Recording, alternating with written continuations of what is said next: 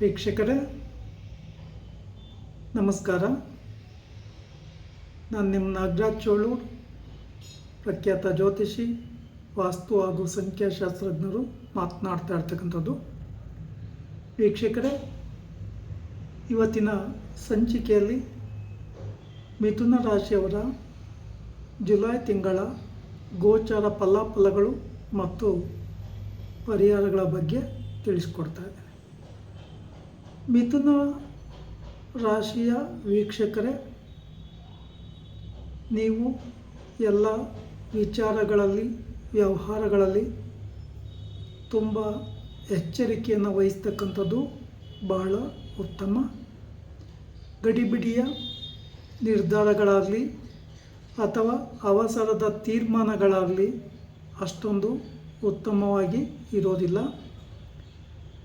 ಉದ್ಯೋಗದಲ್ಲಿರ್ತಕ್ಕಂಥವರಿಗೆ ಆರೋಪಗಳು ಬರುವ ಸಾಧ್ಯತೆಗಳು ಇರುತ್ತೆ, ಅಥವಾ ಹಿಂಬಡ್ತಿ ಆಗುವ ಸಾಧ್ಯತೆಗಳು ಇರ್ತದೆ, ಅಥವಾ ತಮ್ಮ ಕೆಲಸದ ಮೇಲೆ ಸಮಸ್ಯೆಗಳು ಉಂಟಾಗುವ ಸಾಧ್ಯತೆಗಳಿರೋದ್ರಿಂದ ತುಂಬ ಹೆಚ್ಚಿನ ಜಾಗರೂಕತೆಯನ್ನು ವಹಿಸಬೇಕಾಗ್ತದೆ.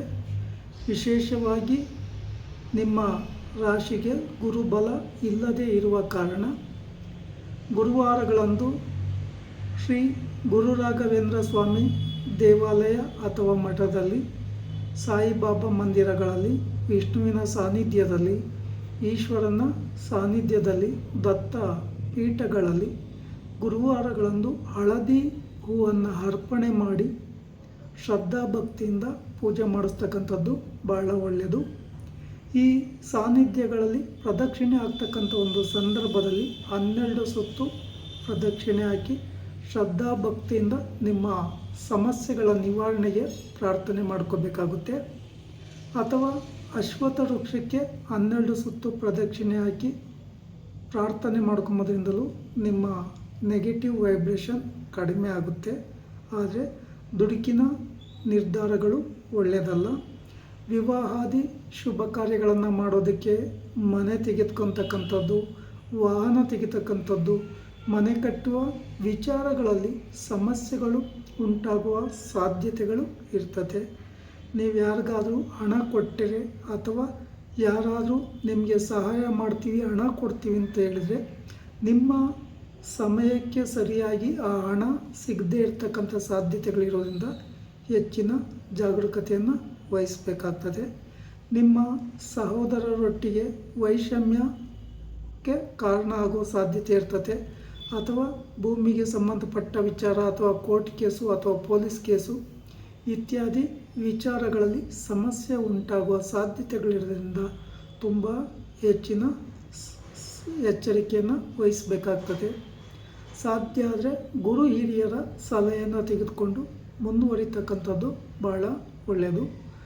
ಇತರೆ ಅಂದರೆ ನೀವು ಶನಿವಾರದ ದಿನಗಳಲ್ಲಿ ಮಾರುತಿ ದೇವರಿಗೆ ಬಿಲ್ವಪತ್ರೆ ಹಾರ, ತುಳಸಿ ಪತ್ರೆ ಹಾರವನ್ನು ಹಾಕಿಸಿ ಅರಿಶಿಣದ ಅರ್ಚನೆಯನ್ನು ಮಾಡಿಸಿ, ಆ ಅರಿಶಿಣದ ತಿಲಕವನ್ನು ಪ್ರಸಾದ ರೂಪವಾಗಿ ಪಡ್ಕೊಂಡು ಧಾರಣೆ ಮಾಡೋದ್ರಿಂದಲೂ ಕೆಲವೊಂದು ಶುಭ ಫಲಗಳು ನಿಮಗೆ ಸಿಗಲಿಕ್ಕೆ ಅವಕಾಶಗಳಿದೆ.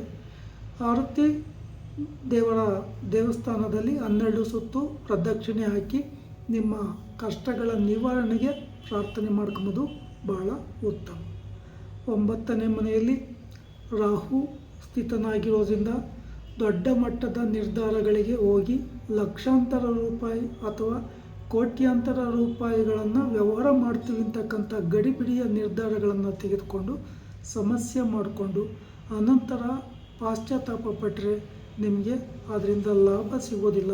ನಷ್ಟ ಸಾಧ್ಯತೆಗಳೇ ಹೆಚ್ಚಾಗಿ ಇರೋದರಿಂದ ನಾಗದೇವರಿಗೆ ಸಂಬಂಧಿಸಿದ ದೋಷಗಳನ್ನು ಪರಿಹಾರ ಮಾಡ್ಕೊಂಬೋದು ಬಹಳ ಉತ್ತಮ. ಅಥವಾ ಶ್ರೀ ಕ್ಷೇತ್ರ ಕುಕ್ಕೆ ಸುಬ್ರಹ್ಮಣ್ಯದಲ್ಲಿ ಸರ್ಪ ಸಂಸ್ಕಾರ ಶಾಂತಿ ಹೋಮ, ಆಶ್ಲೇಷ ಬಲಿ, ನಾಗ ಪ್ರತಿಷ್ಠೆಯನ್ನು ಮಾಡಿಸ್ತಕ್ಕಂಥದ್ದು ಬಹಳ ಒಳ್ಳೆಯದು. ಇಲ್ಲ ಮಂಗಳವಾರಗಳಂದು ನಿಮ್ಮ ಹತ್ತಿರದ ನಾಗನ ಸಾನ್ನಿಧ್ಯಗಳಲ್ಲಿ ಹಾಲಿನ ಅಭಿಷೇಕ ಮಾಡಿಸ್ತಕ್ಕಂಥದ್ದು, ಅಥವಾ ಪಂಚಾಮೃತ ಅಭಿಷೇಕವನ್ನು ಮಾಡಿಸ್ತಕ್ಕಂಥದ್ದು, ಅಥವಾ ಸುಬ್ರಹ್ಮಣ್ಯ ದೇವರಿಗೆ ಕೆಂಪು ಹೂವುಗಳನ್ನು ಅರ್ಪಣೆ ಮಾಡಿ ಪೂಜೆ ಕೊಡ್ತಕ್ಕಂಥದ್ದು ಬಹಳ ಉತ್ತಮ. ನಾಗದೇವರಿಗೆ ಎಳ್ನೀರನ್ನು ಅಭಿಷೇಕವನ್ನು ಸಹ ಮಾಡಿಸೋದ್ರಿಂದ ಶುಭ ಫಲ ಸಿಗುತ್ತೆ. ಈ ಪೂಜೆಯನ್ನು ಮಂಗಳವಾರ ಆಗಿರ್ಬೋದು ಅಥವಾ ಪಂಚಮಿ ತಿಥಿ, ಷಷ್ಠಿ ತಿಥಿ, ಆಶ್ಲೇಷ ನಕ್ಷತ್ರ ಇರ್ತಕ್ಕಂಥ ದಿನ ಅಥವಾ ಅಮಾವಾಸ್ಯೆ ಪೌರ್ಣಮಿಗಳೊಂದು ಮಾಡಿಸ್ತಕ್ಕಂಥದ್ದು ಬಹಳ ಉತ್ತಮ. ವಿಶೇಷವಾಗಿ ಈಗ ನಡೀತಾ ಇರ್ತಕ್ಕಂಥ ಸಮಯ, ನೀವು ಮೈಯೆಲ್ಲ ಕಣ್ಣಾಗಿರಬೇಕು ಅಂತ ಹೇಳಿದರೂ ತಪ್ಪೇನಾಗಲ್ಲ. ವಿದ್ಯಾರ್ಥಿಗಳಿಗೂ ಸಹ ಅಷ್ಟೊಂದು ಉತ್ತಮವಾಗಿ ಇರೋದಿಲ್ಲ. ಸಾಧ್ಯ ಆದರೆ ವಿದ್ಯಾರ್ಥಿಗಳು ಗಣಪತಿ ದೇವರಿಗೆ ಗರಿಕೆ ಪತ್ರೆಯನ್ನು ಅರ್ಪಣೆ ಮಾಡಿ ಪೂಜೆ ಮಾಡಿಸಿ ಓದಲಿಕ್ಕೆ ಕೂತ್ಕೊಂಬೋದು ಬಹಳ ಉತ್ತಮ. ಅಥವಾ ಸರಸ್ವತಿ ದೇವಿಗೆ ಪೂಜೆ ಕೊಡ್ತಕ್ಕಂಥದ್ದು, ಪೂಜೆ ಮಾಡಿಸ್ತಕ್ಕಂಥದ್ದು, ಈ ರೀತಿ ಮಾಡೋದ್ರಿಂದ ನೆಗೆಟಿವ್ ಕಡಿಮೆ ಆಗ್ತದೆ. ಇಲ್ಲಿ ವಿಶೇಷವಾಗಿ ಪೂರ್ವ ಅಥವಾ ಉತ್ತರ ದಿಕ್ಕುಗಳು ನಿಮಗೆ ಶುಭಪ್ರದವಾಗಿ ಇರ್ತವೆ. ವೀಕ್ಷಕರೇ, ಈ ವಿಡಿಯೋ ಇಷ್ಟ ಆಯಿತು ಅಂದರೆ ಲೈಕ್ ಮಾಡಿ, ಶೇರ್ ಮಾಡಿ, ಸಬ್ಸ್ಕ್ರೈಬ್ ಆಗಿ, ಆಲ್ ಐಕನ್ ಒತ್ತಿ, ಬೆಲ್ ಐಕನ್ ಒತ್ತಿ. ನಮಸ್ಕಾರ.